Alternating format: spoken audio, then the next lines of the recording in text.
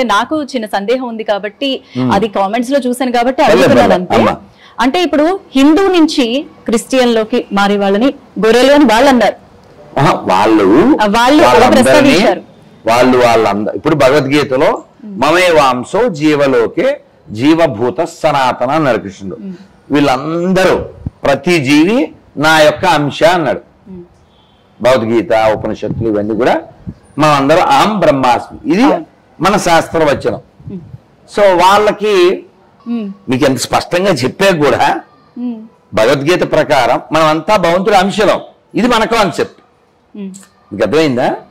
మనం అందరం భగవద్గీత ప్రకారం భగవంతుడి అంశలం, గొర్రెలం కాదు. జంతు కాన్సెప్ట్ లేదు మనకు. We are all part and parcel of me. Vivekananda Swami ఏం చెప్పారు? అమృతస్య పుత్ర అని చెప్పారు. సో వాళ్ళ పుస్తకం ఏం చెప్తుంది? పాపులని చెప్తుంది. మనం దాన్ని వ్యతిరేకిస్తాం ఖచ్చితంగా. ఇప్పుడు మిమ్మల్ని ఎవరైనా ఏదో ఒక విమర్శ చేశారనుకోండి, మీరు రియాక్ట్ అవుతారు కదా. ఏది కాదో అది చెప్తే, ఏది కాదో అది చెప్తే మీకు కోపం వస్తుంది కదా. సో అలా ఈ దేశానికి ఈ ధర్మానికి వ్యతిరేకమైంది ఇల్లాజికల్ కాబట్టి దాన్ని వ్యతిరేకిస్తున్నాం. వ్యతిరేకించడం మత విద్వేషాలు అలాంటి పిచ్చివాగుడికి ఎలా మీరు ఆపాదిస్తారు? అంటే నేనంటుంది ఏంటంటే, నేను కొన్ని ఇంటర్వ్యూలు చూసి కొన్ని కామెంట్స్ చేసిన తర్వాత చాలా మంది అభిప్రాయం ఏంటంటే, ఇలా మతాల విమర్శలు కాకుండా గురూజీ గారు ఒక అంటే ఇప్పుడు 108 వైష్ణవాలయాలు ఉన్నాయి, అష్టాదశ పీఠాలు ఉన్నాయి. చెప్తాను, మీ ప్రశ్న నేనే పూర్తి చేస్తాను. వీటన్నిటి మహోన్నత చెప్పొచ్చు కదా, హిందూ ధర్మాన్ని ముందుకు తీసుకువెళ్ళొచ్చు కదా. ఇవన్నీ చాగంటి గారు, గరికపాటి వారు, సామవేదం వారు ఇవన్నీ చెప్పేశారు. మీ హనుమంతుడు కోతి అన్న దరిద్రుడిని, ఆడి పేరు హనుమంతరావు, ఆడు మతం మారి పనికిమాల బైబిల్ పట్టుకుని ఆడు అమలాపురంలో హనుమంతుడి గుడి దగ్గర ఇల్లు అద్దెకి తీసుకుని ఆడు మైకులో హనుమంతుడిని కోతని వినాయకుడిని ఇంకోటి అంటాడు. అలాంటి దరిద్రులకి ఏం చెప్పాలి? మీ ఆయన్ని అన్నారనుకో, మీ రియాక్షన్ ఏంటి? చంపి పడేస్తాను అంతే. సేమ్ నేను చేసేది అదే. కానీ సంబంధం లేదు. ఎందుకు లేదు?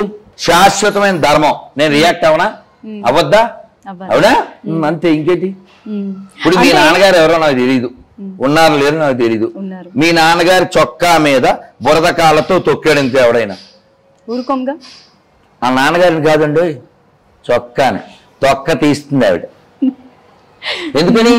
మీరు మీ నాన్నకి డాక్టర్, మీ దగ్గర ఉన్న మ్యాటర్. ఈ జన్మే వచ్చింది వాళ్ళ వల్ల కదా.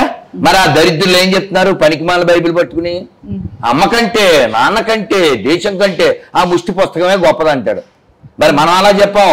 ఈ దేశం కోసం, ఈ ధర్మం కోసం జీవించి ప్రాణాలు అర్పించినటువంటి సుభాష్ చంద్రబోసు, ఓ భగత్ సింగ్, ఓ అల్లూరి, వీళ్ళంతా నరకానికి వెళ్తారని చెప్తుంది పనికిమాల బైబిల్. ఎల్ఎల్బి అంటే తెలుసా మీకు? లా అనుకుంటున్నారా? కాదు, లాజిక్ లెస్ బైబిల్, అదే ఎల్ఎల్బి. గురుజీ ఒకసారి నేను ఎందుకు రియాక్ట్ అవుతాను మీకు అర్థమైందా? మీ నాన్నగారు ఎవరో తెలియదు, మీ నాన్నగారిని కామెడీ చేస్తే మీకు మండదు. వీడి పేరు హనుమంతురావా, వీడి పేరు సుబ్రహ్మణ్యమా, వీడికో పేరు కూడా పెట్టలేని పనికిమాలిన మాత్రం అంతెందుకు. ఇప్పుడు నేను వాడు నన్ను, ఇప్పుడు మీరు గమనించారా? అతను ఫోన్ చేశానా, రాములు గారు బాగున్నారా అన్న, అతను ఏమన్నాడు? అందులో పడింది కూడా, బిజీగా ఉన్నారు. ఏం దాసు, అది ఆడి పెంపకం. మీరు చదవలేరు, చదువుతుంటే ఇస్తా. నమస్కారం అండి, మీ నాన్నగారి పేరు మీ అమ్మగారి పేరు చెప్పండి అంటే, అలా చెప్పిన తర్వాత అరే ఒరే ఇవన్నీ పదాలు మీరు చదవలేని ఉంటాయి. నా పాయింట్ ఏమిటంటే, ఇప్పుడు ఎవరైతే మతం మారారో వీళ్ళంతా ఎవరు? హిందువులే కదా, ఇక్కడోళ్ళే కదా. వాడు అలా మాట్లాడడానికి కారణం ఆ పనికిమాల బుక్ ఎక్కబట్టే కదా. అది ఎక్కకపోతే వాడు సాటి తెలుగువాడిగా, సాటి హిందువుగా, సాటి మనిషిగా నన్ను బాగానే చూస్తాడుగా. అది ఎక్కబట్టేగా.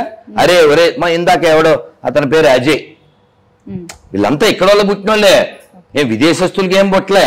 కానీ వాడి ఫీలింగ్ అంటే అదేంటి సార్, అదేం సినిమా అది, గమ్యమా, రే ఇక్కడ పులి అంటాడు. అంటే వాడేమంటాడు, ఎరా మీ ఇంటికి పులి వచ్చిందా లేకపోతే మీ అమ్మ అడవికి వెళ్ళిందా అంటాడు. అలాగే వీడు క్రిస్టియన్ అన్న ప్రతి కూడా ఎవరు క్రిస్టియన్ కాదు కదా. వీళ్ళంతా సీఫర్ చేటస్. ఈ చేతస్లో ఒకడు ఈ అజయ్, అతను ఏదో నోటికి వచ్చినట్టు అనేశాడు. ఆ కామెంట్ సెక్షన్లోకి వెళ్ళాను. 100 కామెంట్లు ఉంటే 100 వారికి వ్యతిరేకంగానే ఉన్నాయి. వాడు నన్ను తిట్టాడు, ఆ కామెంట్లో అందరూ అవును మీ దేవుడి చెక్క, అది పక్క, ఇంకా చాలా చాలా విషయాలు. విషయం ఏంటంటే మనం ఇప్పుడు నేను ఉన్నానమ్మా, మీరు నేను ఇక్కడ 10-15 మంది ఉన్నాం. మనందరం ఓ మాట చెప్పగలం. ఏమిటంటే అది ఉదాహరణకి మీకు ఏ దేవుడు ఇష్టమమ్మా? రాముడు వారో కృష్ణుడో అంటే ఏదో ఎవరో ఉంటాం కదా. ఇప్పుడు నేను చెప్పగలను.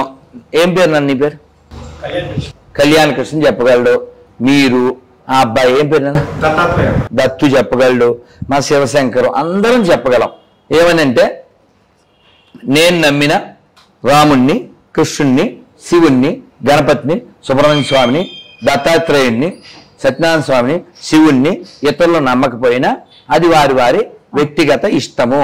మాకు అభ్యంతరం లేదు. చెప్పామా?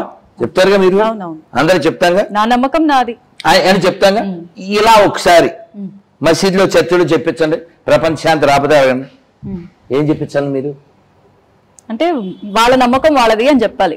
వాళ్ళు ఏం చెప్పాలంటే మేము నమ్మే అల్లాని, మేము నమ్మే యేసుని ఇతరులు నమ్మకపోయినా పర్లేదు అని ఒకసారి చెప్పించండి. ఫోన్ చేద్దామా? ఎవరితో? ముస్లిం క్రిస్టియన్తో చెప్పిస్తారా? చెప్పరుగా. అంటే దాని అర్థం ఏంటి? మతమౌఢ్యమా కాదా? మీ నాన్న మంచోడని చెప్పండి వింటాం. మిగిలిన వాళ్ళ అందరి నాన్నలో పనికిమాల వాళ్ళు మీ నాన్న ఒక్కడు గొప్పడని చెప్తే వింటావా?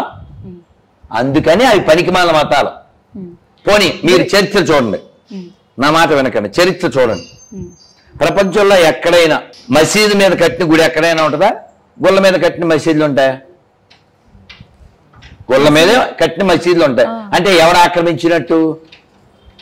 ఏ మతం నేర్పించింది? ఎప్పుడైనా హిందువులు ఎక్కడైనా మాకు మొక్కు ఇచ్చేయండి అని ప్రపంచంలో ఏదన్నా దేశాన్ని చీల్చారా? అలా ఎవరు చీల్చారు? ఎవరు చీల్చారు? హిందువులు అంతా వెనకాల పడిపోయారు. కాదమ్మా, మనకి నేర్పలేదు.